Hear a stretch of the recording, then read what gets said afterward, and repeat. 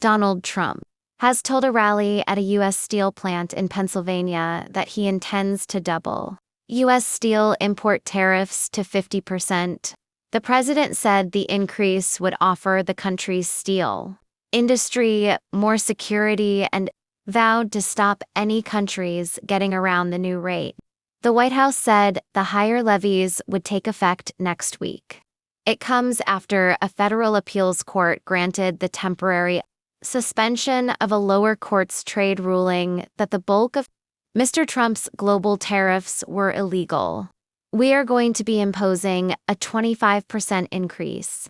We're going to bring it from 25% to 50%.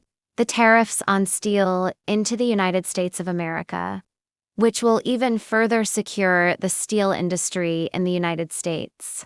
Nobody's going to get around that. Our North America correspondent, Jake, is following developments. For several weeks, it appeared that Mr.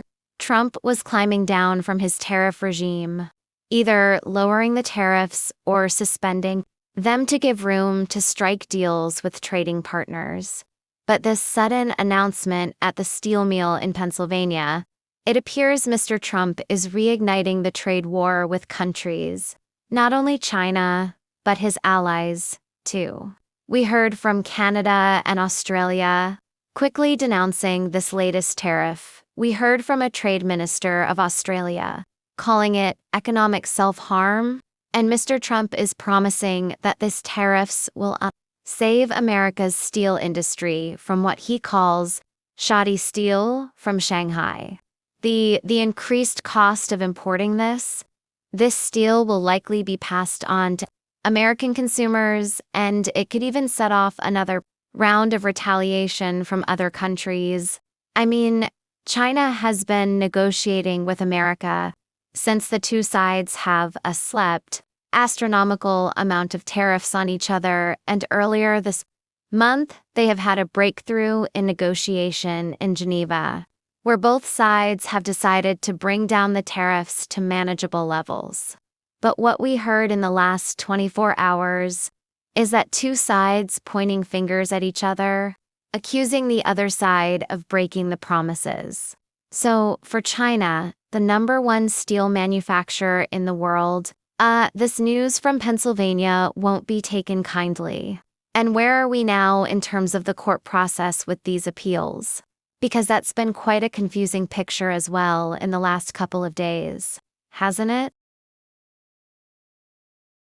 Exactly. For the last few days, we heard the back and forth between courts. So, several days ago, a court in Manhattan have ruled that Mr. Trump's Liberation Day, tariffs on each countries around the world is in fact illegal and suspended. Mr. Trump's ability to bring them down again in July. And we also heard from the federal appeals court now suspending that.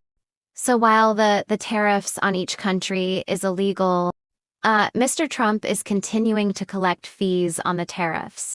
So it's a little confusing.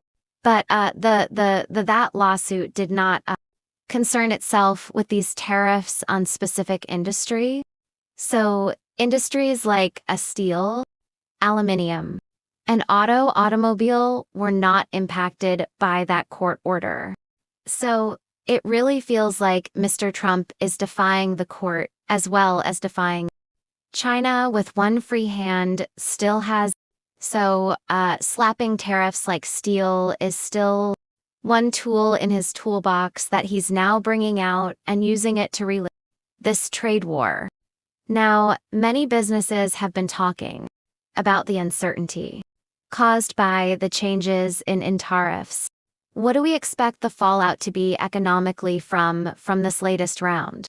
Many companies will have a more difficult time because the steel prices, it has already gone up more than 15% since President Trump came into power, and we're expecting it to rise even further.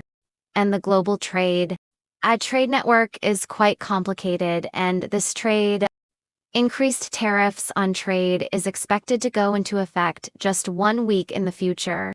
So it's going to be a very difficult time for these companies and these countries around the world to scramble. to deal with this latest news, which was really surprised to everybody. And what we're expecting is this market, was expecting this tariffs regime to wind down and maybe even go away soon. So the market has been buoyed a little bit.